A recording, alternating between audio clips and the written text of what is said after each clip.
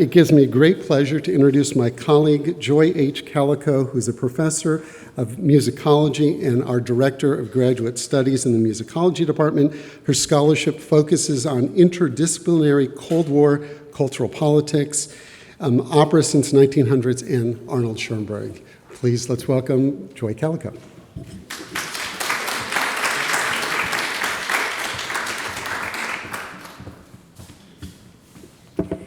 Good afternoon. It's a pleasure to see you all here. Some of you I've met on Zoom, and it's always a pleasure to see actual humans when I've just been seeing them on Zoom. So thank you for joining us. In our first session today, which is definitely in my wheelhouse, Jewish Immigrants and Exiles. And we have two presenters here, and then we'll have a lecture recital. So we have a combination of things happening here. And we'll start with a colleague from just down the road. Our colleague, Paul Lerner, is professor and chair of the Van Hoonick History Department and director of the Max Kade Institute for Austrian German Swiss Studies at USC. He has written extensively about hysterical men, war, psychiatry, the politics of trauma in Germany, and about consumer culture. I think the book I knew first of yours was The Consuming Temple, Jews, Department Stores, and the Consumer Revolution in Germany, which was really changed my perspective on what that part of society was like. He's currently working on Exiles on Main Street, how Central European immigrants reimagined American life between 1940 and 1970. He's going to speak to us today about performing Exile, performing Nostalgia, the Viennese Kleinkunsttheater on Broadway between 1939 and 1941. Please welcome Paul.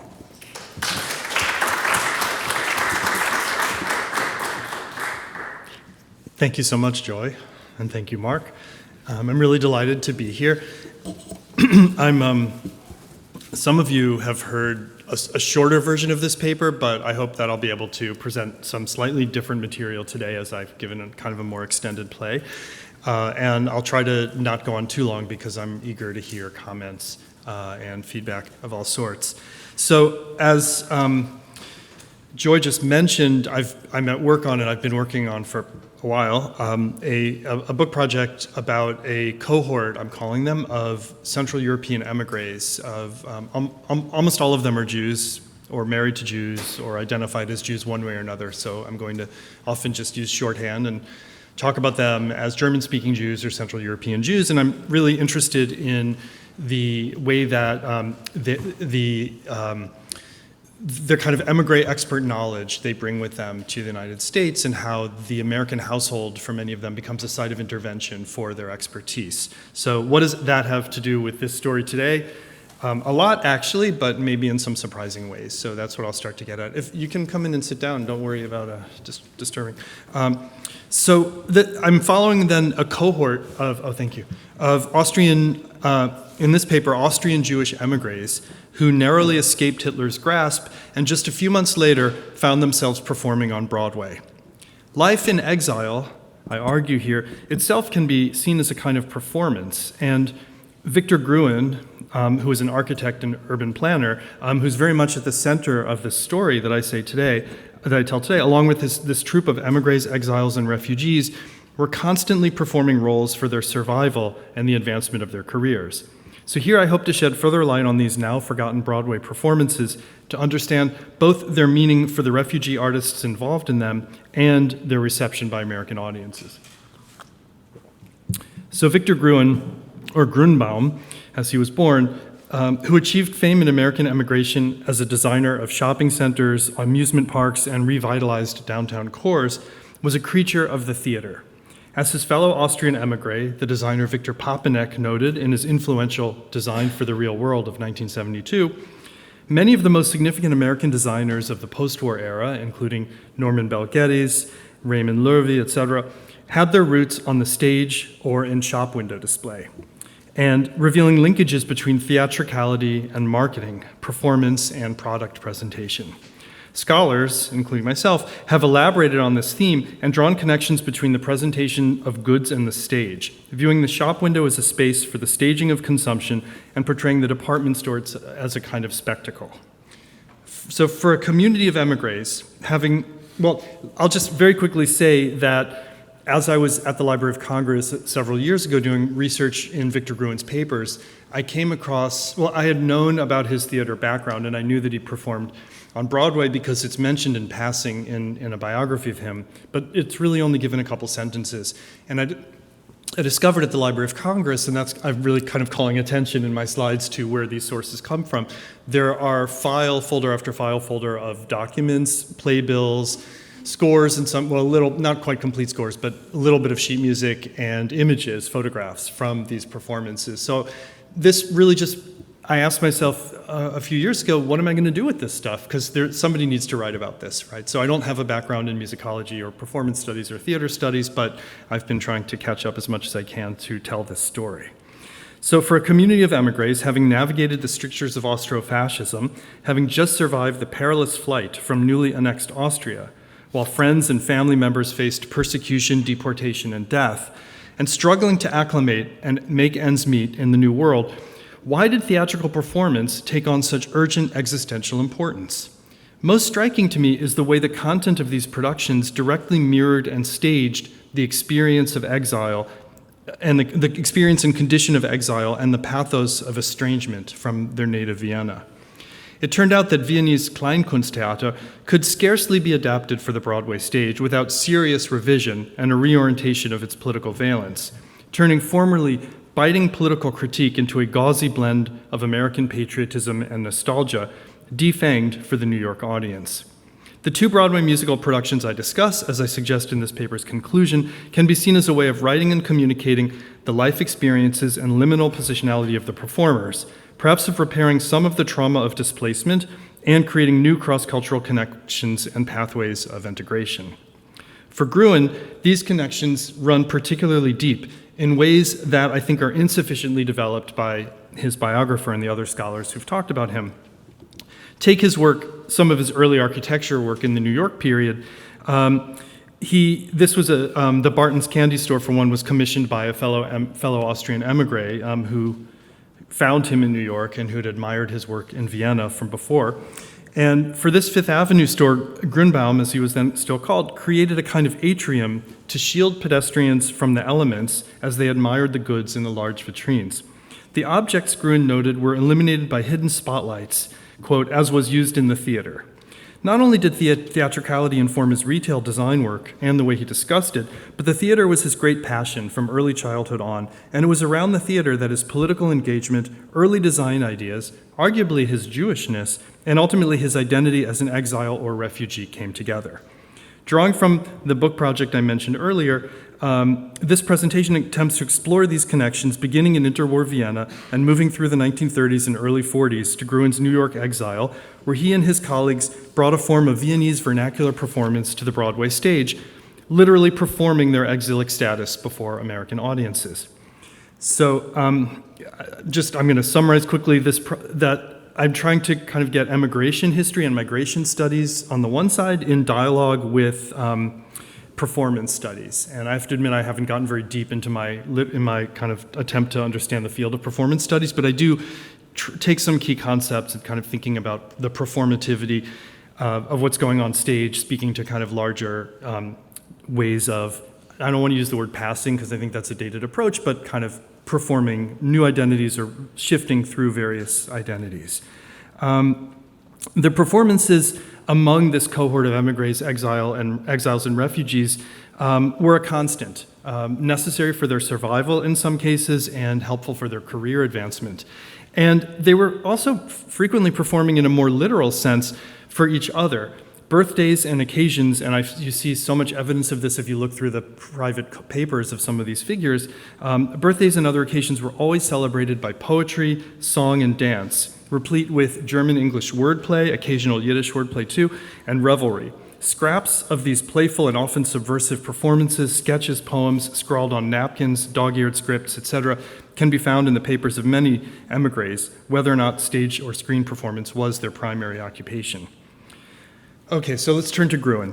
Born to a middle-class family in Vienna in 1903, Grünbaum grew up in the theater. His father was an attorney who represented the Karlstheater on Praterstrasse in the heavily Jewish Second District, or the so-called Matzah Island, and counted such actors and musicians and performers as Franz Lehar, Fritz Kreisler, the opera singer Mitzi Zverenz, and the famous cabaret artist Fritz Grunbaum, no relation, among his clients. In his autobiographical sketch, and it's a great source because he wrote it and rewrote it multiple times, and I have all of them, so it's nice to kind of see how things change, and he's got a German version and an English version. Gruen describes seeing Brecht and Schnitzler plays in his youth, and that he was a regular attendee at the Burgtheater, the famous Burgtheater on the Ring in Vienna, and that he also enthusiastically attended Karl Kraus's public lectures, all of which kindled his early desire to perform, which he first fulfilled as a young teenager during World War I in a patriotic play written by his father. Gruen's attention to language, which we'll revisit when we get to his U.S. emigration, may have been catalyzed at an early age by listening to his mother, who hailed from a Hamburg Jewish family, failing to make herself understood with her North German accent in the Viennese capital, in the Austrian capital. So, for example, she relied on her cook to translate such North German words as Blumenkohl in cauliflower into Karfiol, the Austrian version, or Apfelsine into Orange to become intelligible at the marketplace in Vienna. The requisite piano lessons and exposure to Vienna's art and theater scenes, typical for the Viennese bourgeois Jewish milieu, helped shape the young Grunbaum, whose father's untimely death in the influenza pandemic of 1918 suddenly reduced the family's circumstances and marked a symbolic end to Grunbaum's childhood. As a young man, Grunbaum was politically active in social democratic circles in ways that were, again, very typical for Viennese Jews between the wars. And these activities drew him back onto the boards, reawakening what he called his Theaterleidenschaft, his passion for theater. And he became a speaker at young socialist meetings. He penned pacifistic texts, and he and his comrades performed open-air skits in abandoned spaces outside of Vienna, often in front of large crowds of enthusiastic spectators. When a group of young socialists, led by Paul Lazarsfeld, who became a well-known sociologist, and Gruen's friend from the socialist student movement, Ludwig Wagner, when they founded a political cabaret in 1926 or 1927, Grunbaum was brought on as a kind of consultant. He recalled that Bruno Kreisky, the future Chancellor of Austria, attended performances, and that high-ranking party members also came, including Otto Bauer, who is famous for having designed the public health system in Red Vienna, the mayor of Vienna, Karl Seitz, it's Julius Tandler who was there, who was the physician, who was the architect of Red Vienna's public health system, an economist, Hugo Breitner, Nationalrat Julius Deutsch, and others sat through gamely even when they were being mocked, and actually applauded. As the political cabaret became an enduring institution, Grunbaum took on an increasingly important role thanks to his quick wit. He recalled once having to yank Lazarsfeld off the stage as the, quote, great intellectual's mediocre singing skills were trying the audience's patience. And I just have a little section of a script. We don't have to go into it, but what I find it so interesting is that, I can't quite see it now, but there's this line about all of Vienna becoming like Kinderheim Baumgarten. This was an orphanage in Vienna for Jewish children that the psychoanalyst and psychologist Siegfried Bernfeld directed briefly, where he implemented a kind of theories of progressive education and also labor Zionism in his attempt to raising children and getting them kind of on a good, healthy path. And it's such a small world of these Viennese Jews that you kind of see all these intertextual references. In any case, let me get moving a little faster. In 8 years of political cabaret, the group mounted 14 different programs and staged 400 sold-out performances for some 200,000 audience members who were, quote, amused, instructed, and inspired through wit, satire, and deeper significance. That's Gruen's own words. Its scathing political programs in the run-up to the 1927 elections, which were performed around Vienna, were particularly well attended, but often shut down by the police. The group even briefly put out its own periodical, Die Politische Bühne, the political stage, and their songs were chanted at political demonstrations and rallies. The 25 to 30 member troupe shared their proceeds and organized themselves like a collective. Gruen recounts that there was no profit or career ambition involved. His own role grew to be the leader, the organizer, the co-author, the director, the conférencier, the chansonnier, and the Schauspieler, an actor as well. So a jack of all trades. Add to that the role of backup pianist when Fritz Jehoda, who was the regular pianist and also the brother of social scientist Marie Jehoda, ex-wife of Paul Lazarsfeld. I told you it was a small world. Not yet ex-wife, but later ex-wife. When Fritz Jehoda was sick, Gruen would fill in on the piano. He also co-wrote the sketches along with Jura Seufer, more about whom later, Karl Zobel, and Robert Ehrenzweig. Maybe somebody knows more about Ehrenzweig. I haven't found much, but apparently he went to Britain and, under the name Robert Lucas, achieved a kind of fame mocking Hitler on the BBC German service, playing a character called Hirnschall, a character which I believe he started to develop in these Vienna performances. Gruen described the political cabaret as unambiguously socialistic propaganda theater. It used satire, jokes, and only very rarely serious dramatic appeals. But these means proved to be so effective, he wrote, that the cabaret led to a great many successors that formed all across Austria, organized along similar lines, nearly all of which only had a short lifespan, end quote. These performances began to take on themes. Here's a young Gruen with the Piccolo Girls. I don't have a date on this one, but I just thought it was worth showing. The performances began to take on themes that sort of like concept albums, and they became reviews, as Gruen claimed, kind of early or protean versions of theatrical musicals. He estimated that about 500,000 spectators saw the group in its first 5-year performance history. And because the scripts were published in Social Democratic, Labor, and Boulevard newspapers, he claimed that the cabaret had a wider influence beyond the immediate audience itself. The final performance occurred in February 1934, just as the Dollfuss regime was dismantling the First Austrian Republic. So far, I've only been able to reconstruct the content of 2 of the many programs that they performed.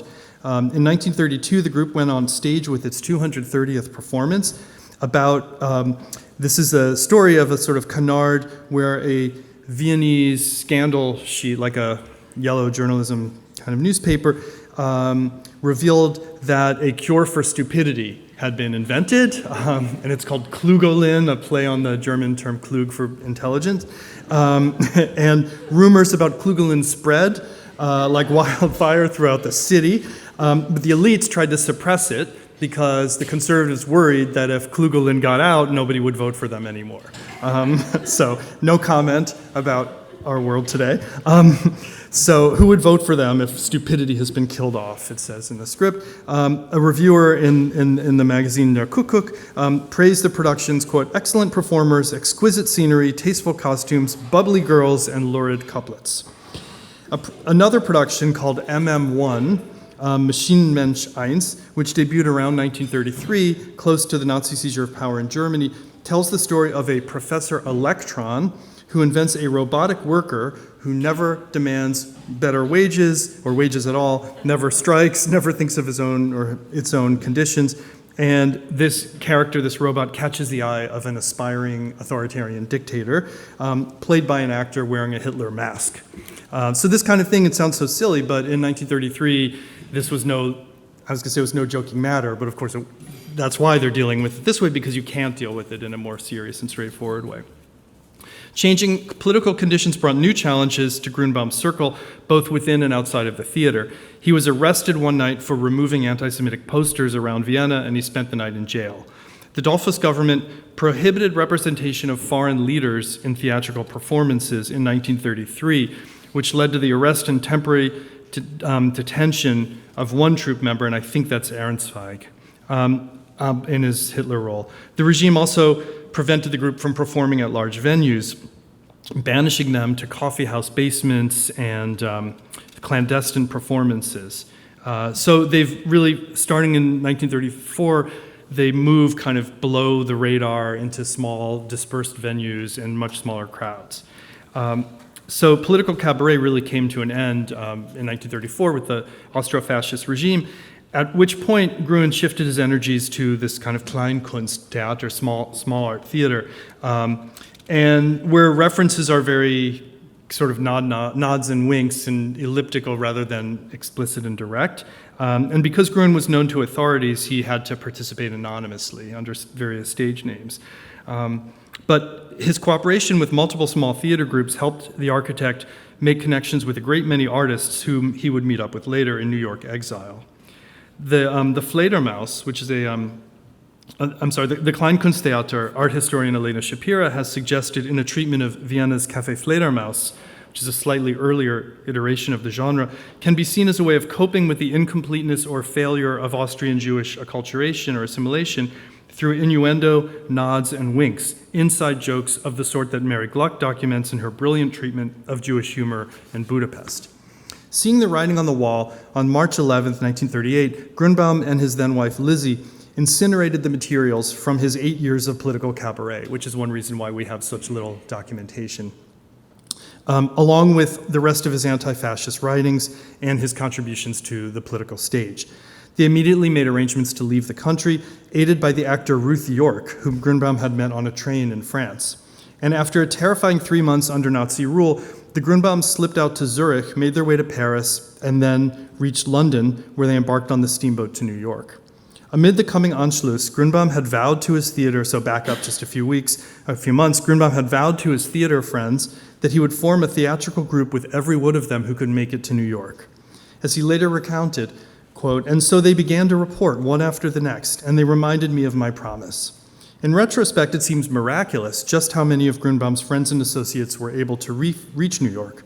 One notable exception, the poet, lyricist, and performer Ura Seufer, was arrested in 1937 for political reasons, although he was actually mistaken for somebody else. And then when the Nazis found that he was also a Marxist, they were happy to have him.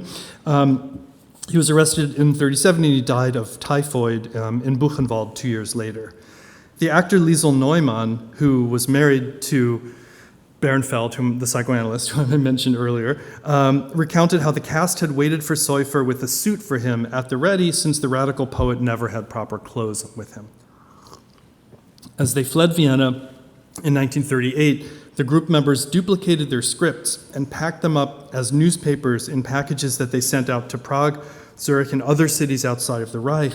And even though some of the parcels were intercepted, at least one copy of every sketch made it to New York. And so the refugee artists group, the RAG, originally called the Wiener Theatergruppe, although that didn't play as well in New York.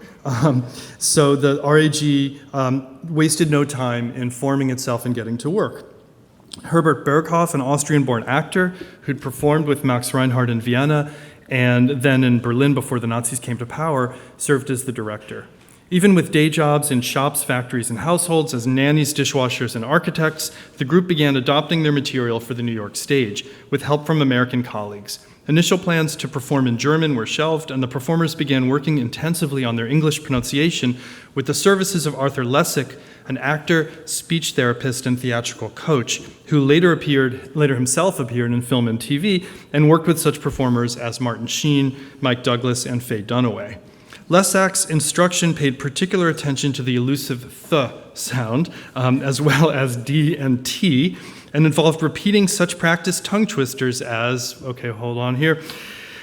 Despite her timidity and morbidity, she impressed me with her intrepidity, her natural dignity, and thought rapidity. So try saying that.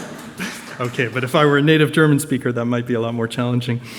Significantly, Grunbaum was too busy at his day job, working on Norman Bell Geddes' Futurama Pavilion for the 1939 World's Fair, another key site for the performance of Exile, to shed his Viennese accent, whose gentle Central European sophistication, in contrast to the harsher North German accent he later claimed provided a boost to his career success in New York, in the U.S. The choice to name their troupe the Refugee Artists Group demands further scrutiny. More significantly, as Hannah Arendt began her 1943 essay, We Refugees, quote, "In the first place, we don't like to be called refugees. We ourselves call each other newcomers or immigrants." Arendt explains that the term refugee had evolved from denoting someone who's forced to leave a country for a political act to identifying people who did nothing, as she wrote, but had no choice but to leave, and having no financial means needed to rely on refugee committees. Why did the Viennese performers embrace such a controversial and unflattering label? Perhaps they were trying to elicit audience support. Beyond that, the performances themselves thematized their position and I'll talk about the performances in a minute, thematized their position between worlds. In contrast to Arendt's point that so-called refugees like to consider themselves American and boasted of their affinity for the English language, the RAG's performances highlighted the difficulty of becoming or passing as American and thematized the humor and pathos in the very painful process of adjustment, often to comedic and sympathetic effect. The name itself evokes the rags to riches mythology of American social mobility and also ragtime music, suggesting affinities with African American folk traditions and musical styles. Albert Einstein penned a letter of support for the rag in September 1938, praising the ability and trustworthiness of Grunbaum, who had visited him in Princeton some months before to deliver a request from a common friend for an affidavit. Einstein notes that the performers could no longer practice their art at home in Austria or Germany, but beyond providing a lifeline for these artists and a chance to continue their creative work, Einstein stresses the political value of the material, quote, in the battle against the forces of fascism and race hatred. If that was the case, as we will see, it had more to do with the fact of the RAG performances than with their content. Gruen described the RAG performances as Viennese evenings with Viennese songs and Viennese jokes performed by Viennese actors. Although, you get the idea. To be perfectly honest, there were certainly some Hungarian, German, and Bohemian-born members in the cast and behind the scenes. Nevertheless, the spirit of the production remained wholly Austrian. To be sure, the refugee artists were not above seeking financial background from wealthy Jews from other communities. And the turning point occurred when at a fundraiser, and I assume it was a fundraiser for refugees, the kind Hannah Arendt herself was talking about, at a fundraiser, Grunbaum met Beatrice Kaufmann, the wife of renowned theatrical producer George S. Kaufman. And she was impressed by what she heard, and she immediately sent Grunbaum to her husband. The group passed an audition, and Kaufman helped them line up an impressive roster of other well-established producers, philanthropists, and notables, including Moss Hart, Edna Ferber, the Marx Brothers, Al Jolson, and Einstein, all of whom helped bring the RAG to the stage with their financial backing.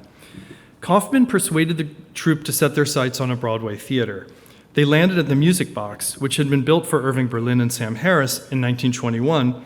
Is that my warning? Okay. I'm almost done. And Harris allowed the group to use it at no charge. Liesl Neumann described it as a wonderful theater on 43rd Street, a magnificent house, a giant, beautiful theater. Irving Berlin himself sat in on piano rehearsals. Funds were made available to support the cast and crew so that, with the exception of Grunbaum, they could quit their day jobs as waitresses, nannies, dishwashers, etc., and devote their full attention to the production. So after several weeks of previews, with the provisional title, It Happened in Vienna, gave way to From Vienna, shifting the emphasis from Vienna as a site of the action to its place as the point of origin. The review opened to a packed house on July 24th, 1939, to positive, if somewhat mixed reviews. It featured the theater historian Peter Bolin described it as the lightest Viennese theatrical pastry. It featured numbers called Garden of Eden, Salzburg Puppet Show, and the showstopper, English in 6 Easy Lessons, which starred Fred Lawrence, one of the few performers, along with Maria Pichler, to go on and have a career in film and TV, although Pichler, I just learned, performed under the name Maria Palmer in Hollywood. In this routine, Lawrence amused audiences with a humorous rendition of a recent immigrant trying to learn English from a guidebook. Other cast members included the Bohemian-born dancer Illa Roden, Pichler, who had gotten her start on the stage in Vienna, Paul Lindenberg, a physician who'd worked at the prestigious Viennese ear clinic, and Heidi Pitt, only 17 in 1939, who danced with the Burgtheater Ballet. The group's hard-edged political satire lost something from the Vienna salon scene to Broadway, giving way to a fair bit of kitsch. Quote, this is a line from one of the numbers, "In our baggage was next to nothing, but in our hearts we kept a spirit Viennese. We didn't worry, since we had brought with us a bit of courage and a bunch of melodies." Went one number. Critics appreciated Musical Day, a skit which satirized the attempt of a dictator to force classical music onto his people. We see a housewife making pancakes to the sound of Mozart and businessmen dictating letters to Wagner. Some of the show's lyrics took the form of a letter home. For example, the opening number began, "My dearest parents, I am so happy because tonight we start our work again at last and do our plays in English with the same old cast. Our show will start now and I must finish. I'm so excited, dearest parents. I confess. So knock on wood then and cross your fingers that it will be a success." I don't have the music, so I have no idea how this was sung. From Vienna lasted through the very hot New York summer for 79 performances. A skit attributed to Jura Seufer, which had critiqued the mechanization of the workplace and the replacement of human labor by machines, which I think was based on MM1 that I mentioned earlier, but I don't have documentation of that. This skit fell flat. Here we see an image, there's an unemployed worker named Tony and a machine called Joe Gadget. They travel through time, I know it sounds terrible, they travel through time to stop the advance of technology. For example, here intervening to try to prevent Ben Franklin from flying that kite. If only. Yet Brooks Atkinson of the New York Times wrote of the group that their manners are gentle and modest, their smiles are attractive, their talents are enormously subtle and skillful, for they adorn ever so lightly the material they touch.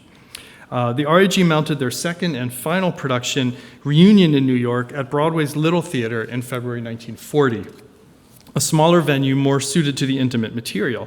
The cast included 13 actors, writers, composers, and directors from the original production and 9 new members. It featured the German-born dancer Lotte Goslar with an equally solipsistic title. Once again, the theme of the review was the performer's exilic condition. Reunion began, and I'm really almost done here, with the actors sitting around a Viennese beer garden of sorts, speaking in German and paying no attention to the audience as they file in. Eventually, the actors switched to English, and the show would get underway. With its larger cast size, Reunion in New York included more ambitious production numbers like Where Is My Homeland, and a performance of the Fritz Kreisler song Stars in My Eyes by Charlotte Krauss.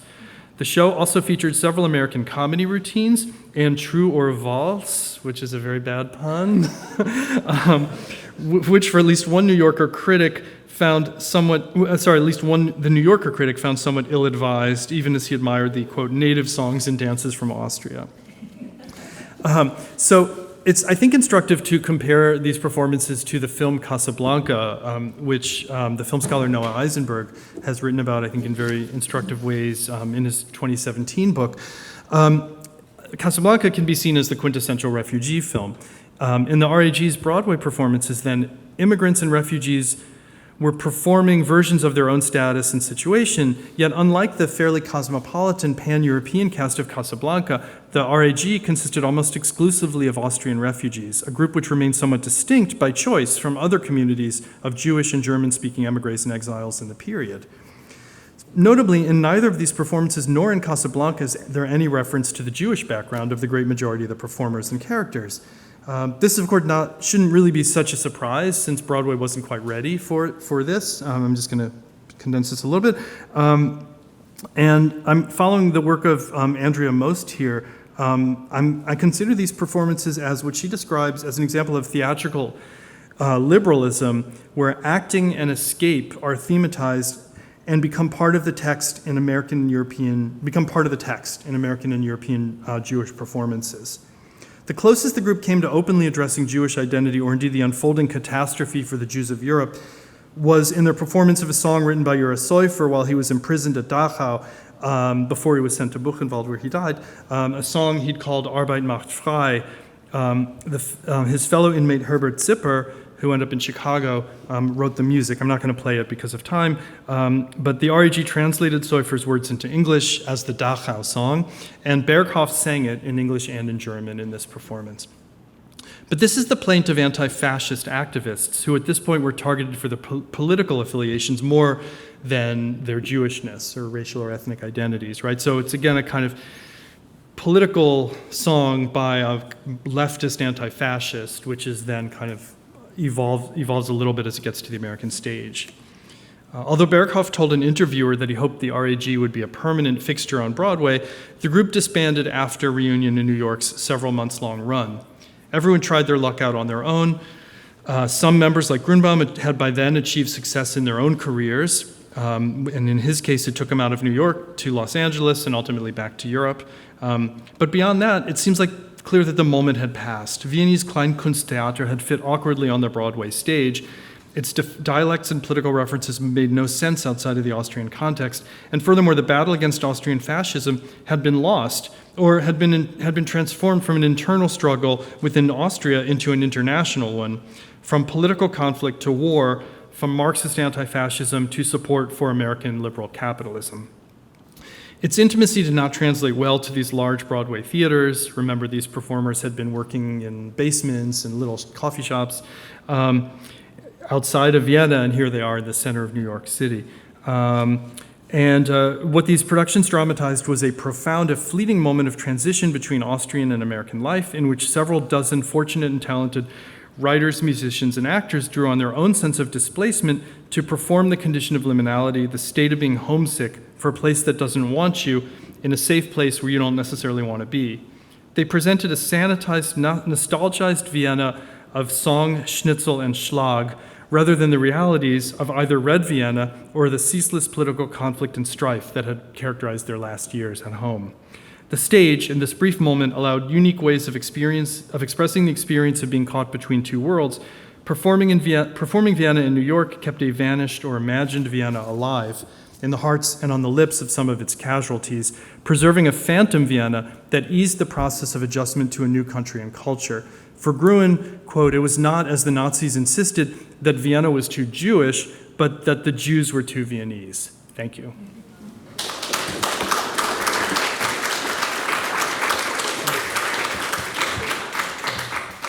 Thank you so much, Paul. Lots to unpack here. Yes, so I will just run traffic. Yes, sir. I believe Holly has that microphone. So everybody can hear a question, and then David, and then Sam. Thanks for that. I was wondering if there's any overlap or intersection between this group and the other Viennese songwriters and cabaret singers who were in New York cafes and restaurants that Esther Vrachko studied, and she did a very nice presentation on that. They were not particularly Jews, but they were famous songwriters and people who were in the Washington Heights and the Upper West Side and these venues in the same period. So I was wondering if there's any overlap. Do you want to collect? Or should I What would you prefer? maybe collect a few? Okay, all right. David, did you have something as well? Or we're just going to collect a few questions, and he can address them together, I think. So we learned recently here at UCLA that many of the Viennese refugees who came to Los Angeles did not stay here very long after the war. They lasted 3, 5, 7 years. A few of them stuck around until they died, but most disappeared. Can you tell us if that happened with this group as well? And then Samantha. Thanks so much for this great paper. My only question was just whether you've come across Michael Haas's new book, Music of Exile, which I think might be a really useful resource for you. I'm in the process of reviewing it, so I've gotten to know it intimately. So just a suggestion on literature and maybe thoughts on how you might have found exile or the idea of exile playing out in different ways in this theatrical scene. Thanks. Thank you. So I'll go backwards. Thank you for reminding me. I'm aware of the book, and I looked at it, and then I completely forgot about it. So I am going to definitely make a note to go back to it because it looks like an important work to engage with. But maybe we could talk about it a little. Yeah, I'm curious to know how you're going to review it. And the question, you said you were just learning about this. I'm curious to know where this came up, but I'll answer. Oh. This was, I believe we're talking about an event that we had about Arnold Schoenberg and Leonard Stein about a month ago.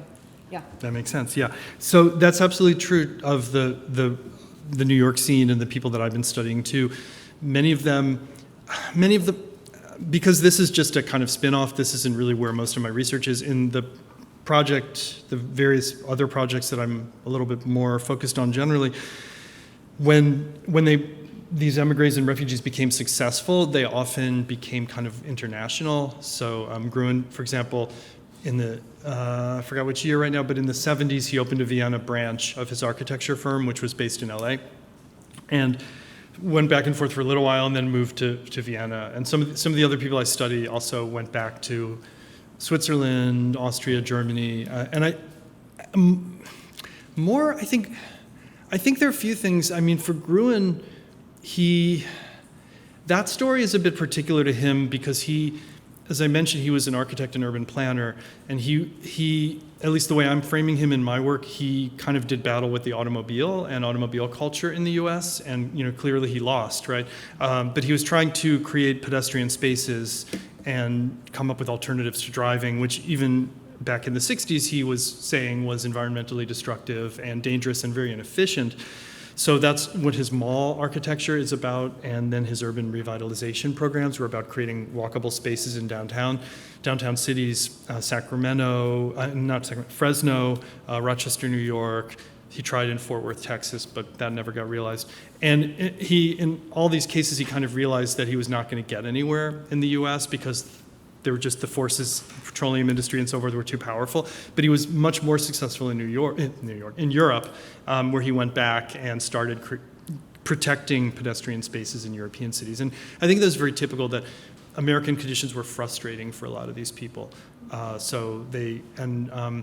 Austria is a bit different from Germany because it's so small, and because someone like Gruen had basically grown up with people like Bruno Kreisky, who's then in power when the Social Democrats come into power in Austria, right? It's sort of like suddenly, even before Kreisky was in power, these Jewish refugees are welcomed back, right? And he was given honorary degrees. He was never really an architect in Austria because he'd studied at a technical Hochschule and not at the university, but now he's finally allowed to use the title in Austria when he comes back. And so there's sort of a kind of glory in being the returned exile, at least for a while, that I think is also a draw.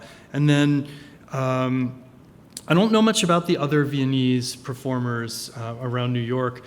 I'd love to hear more. Maybe we could talk during the break because I think it's something I need to talk about. My guess is that this is a fairly self-contained unit because they talk about how they're not comfortable around German Jews, they're not comfortable around Polish Jews, and they're not comfortable around non-Jewish emigres. So they're like thrown back on themselves. It's a pretty narrow space, yeah. Okay, thank you. Okay.